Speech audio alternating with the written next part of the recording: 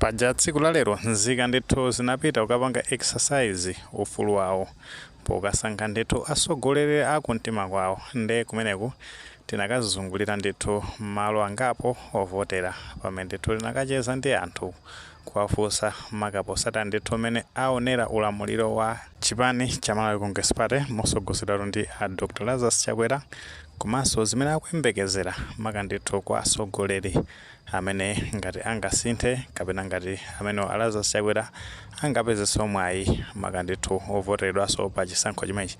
Tatiyeni timvere ndithu mmene amayankhulira nzika kumeneku.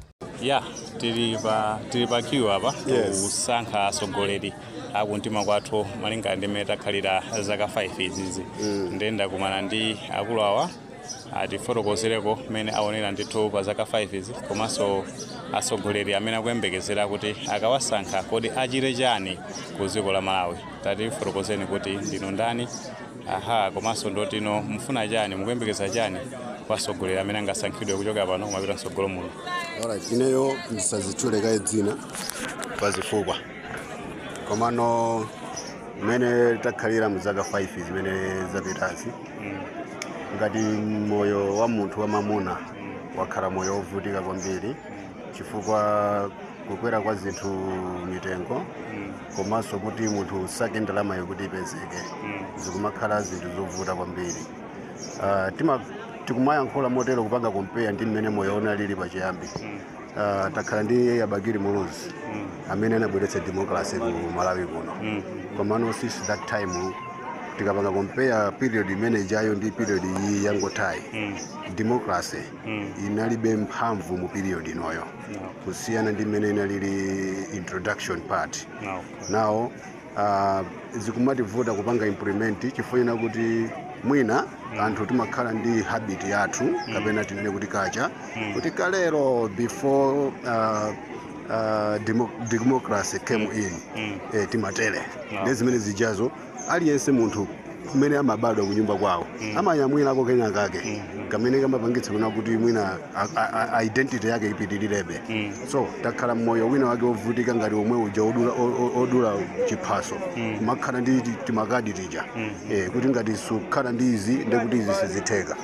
So apapa tikukhala ndi malingaliro kuti mwina zitakhala kuti pakhale kusintha konena kuti anthu fe timve kukoma ndi dziko lathu ili.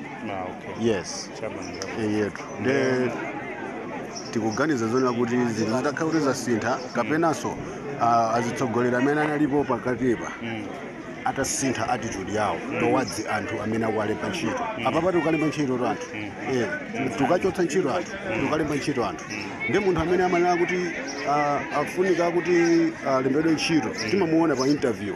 Ma interview tutachita nthawi ya ma interview ndija amamenya makampeni tamva mfundo zawo tamva zimene amakamba nde ifeyo tikufuna tipange grade according to their points zimene apanga raise kuna kuti kodi amene watipanga convince ndi ndani amene angagwire ntchito yakalowa mu office ndi ndani agwire ntchito yofanana ndi zimene ife tikutani tikufuna. Chabwino ayenda tukukoza kwambiri kucheza ndinu akulu tiyakufuna zabwino zonse mmene mukasankha ndithu atsogoleri zero ndithu. Chabwino tazimvera tokha panepo mmene akuyankhulira ndithu maganizo awo mmene aonera maka ndithu pa zaka 5 komanso zimene akuyembekezera kuti ndithu ngati kungasankhidwa atsogoleri ena kapenanso ngati angapitirire amene Lazarus Chakwera akufuna ndithu kuti dziko litayendera. Mwene maganizo pa nkhani imene ngati maganizo amene alipo mutha kutifotokoza comment section uko koma popereka tikumbukirenso ndithu kulemekeza maganizo anzathu tisayiwale kupanga like video komanso panga subscribe channel chimene cha Fox Malawi News 18 ndi cholinga choti nkhani zambiri zikamachitika ndiyoti zitha kutipeza